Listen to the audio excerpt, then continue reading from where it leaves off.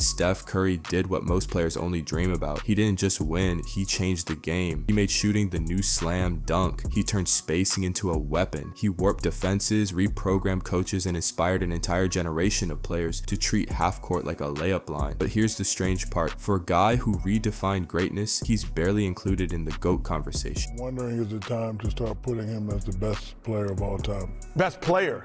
Oh, you put him over you? In the conversation. I'm asking you. Yes. You put him over you. You yourself put Steph Curry over you. Yeah, LeBron, Jordan, Kobe, maybe Kareem if someone's feeling old school, but Steph, he's often left off the list entirely. Like he was a fun trend instead of a 4-time champion who broke basketball itself. And some people even say he ruined basketball, that he turned the league into a 3-point contest and killed the mid-range game. But ask yourself, is that his fault or just proof that he was too good at what he does? They blame him for changing the game, but greatness is change. That's the point. Let's be real. Steph has the resume: 4 rings, 2 MVPs, and one of them unanimous, a finals MVP, 9 all-star appearances, the greatest shooter the sport has ever seen. Yet somehow every achievement he stacks up is met with a question mark, like it doesn't count the same. Why? Because Steph Curry didn't look like the GOAT. He wasn't built like LeBron, didn't dunk like Jordan, didn't dominate with brute force. He's 6 feet 2 inches, 185 pounds. He didn't rip the rim down, he shot over you, under you, through you, from 35 feet away. Steph didn't intimidate defenders with size. He terrified them with possibility.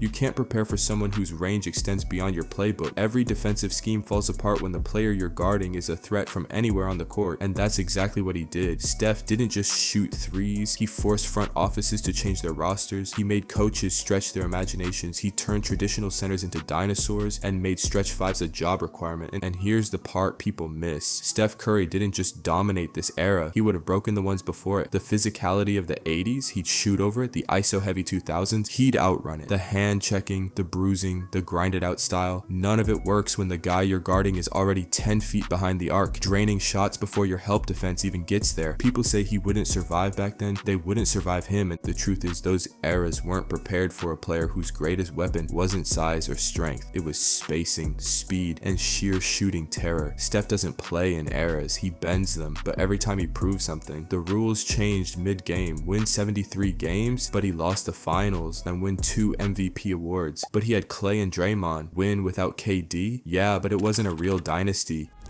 It's over for them now. We will never see Steph in another NBA Finals, ever. Stephen A. Smith, is Golden State's dynasty done? Yes, it is. How many titles do you see Steph Curry winning over the next 4 years? I hate to say this right now, but to be honest with you, I don't see the Golden State Warriors bringing home another championship. No matter how high the bar was, Steph cleared it. They just moved the bar again. The GOAT conversation favors loud greatness, Shaq's dunks, Jordan's fire, LeBron's physique. But Steph was different. His greatness was quiet. No drama, no scandals, no headlines that weren't tied to wins. And maybe that's why he gets left out. He didn't beg for the spotlight.